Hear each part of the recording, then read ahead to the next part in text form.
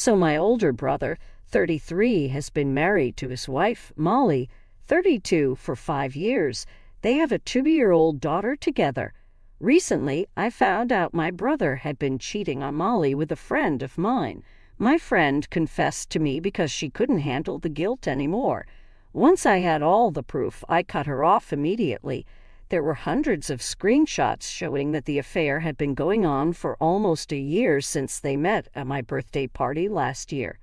My brother and I have always been best friends, so I was shocked when I found out about his affair. I was disgusted that he had been betraying his wife because that's something I never expected from him. Molly is a nice girl and deserves better, so I knew she had to know. Even if she decided to leave him, it would be her choice. About a week ago, I confronted my brother and told him he needed to come clean to his wife.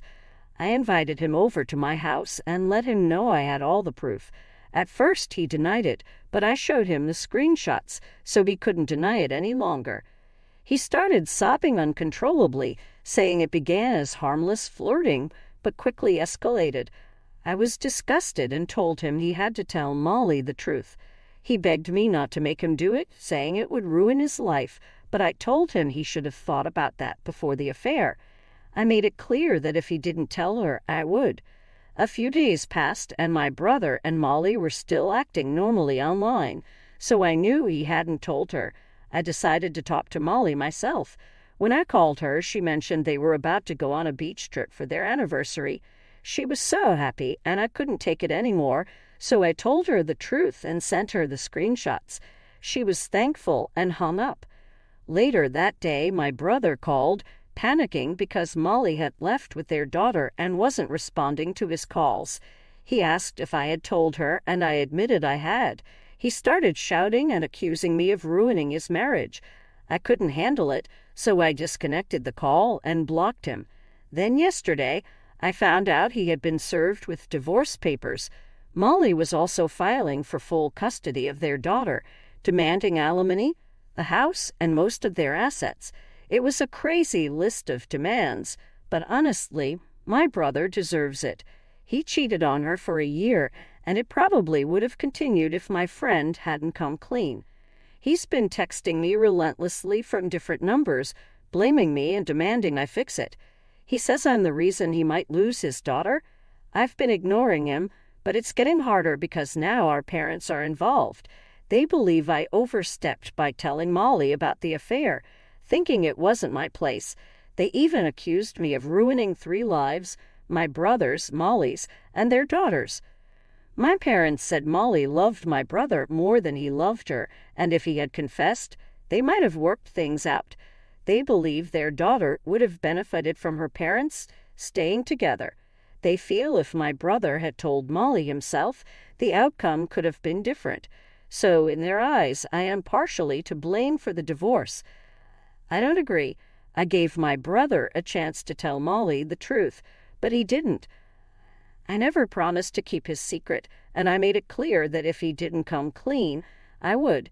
It's unfair to blame me for the divorce when all I did was tell Molly the truth. Am I the jerk for telling my sister-in-law that my brother was cheating on her? Update. I've decided to cut off my brother and the rest of my family. In the past few days, they've shown their true colors by defending my brother and blaming me. Their mental gymnastics to make me the villain is insane. Ever since he was served with divorce papers, not just my parents but other relatives have also criticized me. They think I should have stayed out of it because it wasn't my business. I'm sure my brother never would have told Molly, and the lies would have continued. Saying I should have stayed out of it is ridiculous because the woman he cheated with was my close friend. The only reason I found out was because of my friendship with his affair partner. Expecting me to stay uninvolved is unrealistic. Everyone is pressuring me to apologize to my brother, forgetting that none of this would have happened if he had stayed loyal. Molly was a wonderful wife and a lovely person. I couldn't keep this from her, especially after hearing how excited she was for their anniversary trip. She loved my brother, and what he did to her was disgusting. Only the lowest of the low could cheat on their wife with someone they barely knew. Even after being with Molly for so long and having a daughter, My brother still went out of his way to cheat. If he did it once, he might have done it in the past or would do it again. For Molly's sake, I had to let her know. She deserves better, and I didn't care if it was my brother I was exposing. He screwed up, and my family can twist the facts all they want, but I know I did the right thing. As long as I stay true to myself and my beliefs, I don't care what anyone says about me. Update 2. It's been 2 weeks since I blocked my family. No one has tried to contact me, and honestly, good riddance. I don't want to talk to them either. Recently, Molly got in touch with me, thanking me again for telling her the truth. She called from a new number, so I assumed she changed it after filing for divorce. She's now living in a spare apartment belonging to a friend who only returns once a year.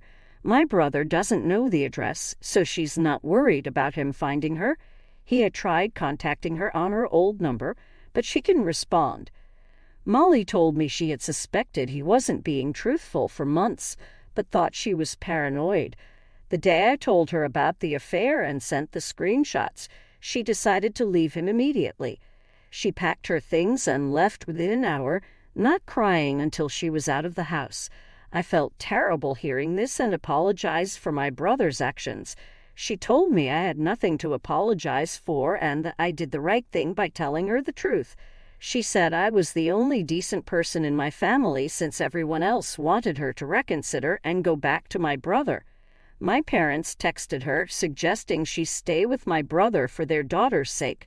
My brother's texts were all about how horrible he felt and how he couldn't survive without her and their daughter. He didn't seem to care about her feelings, which really sucked. We spoke on the phone for a little while longer until she had to go. I wished her luck with the divorce proceedings.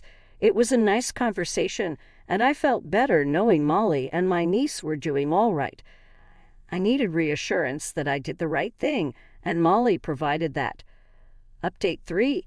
10 days have passed since my last update. The divorce proceedings have started, and Molly's doing great. I've visited my niece a couple of times, and it's going well. The only one not doing well is my brother. My parents have been guilt-tripping me, texting me from a new number to tell me about my brother's miserable state.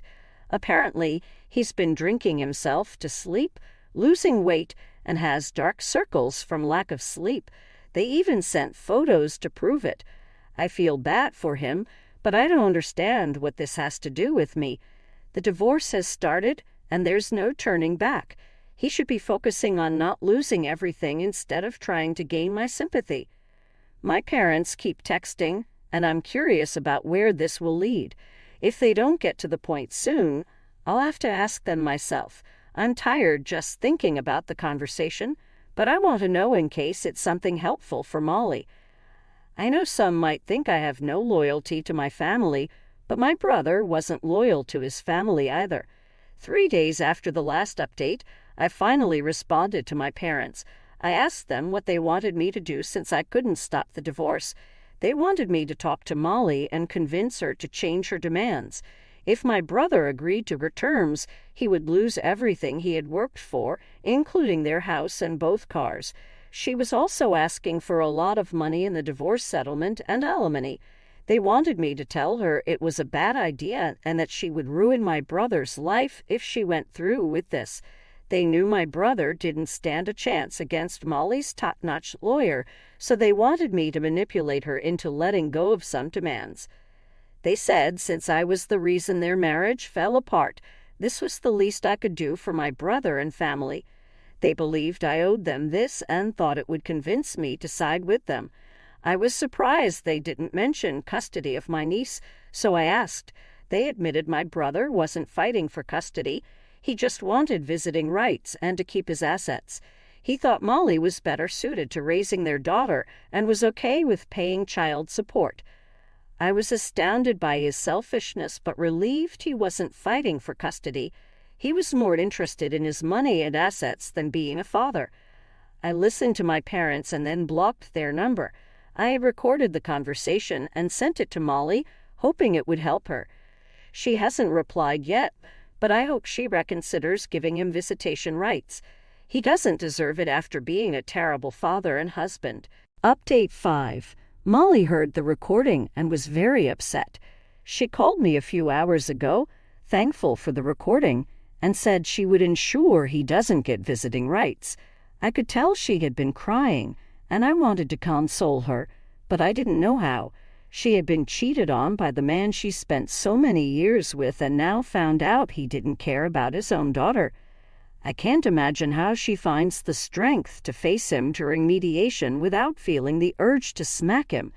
She probably does, but she restrains herself, showing more strength than I could muster.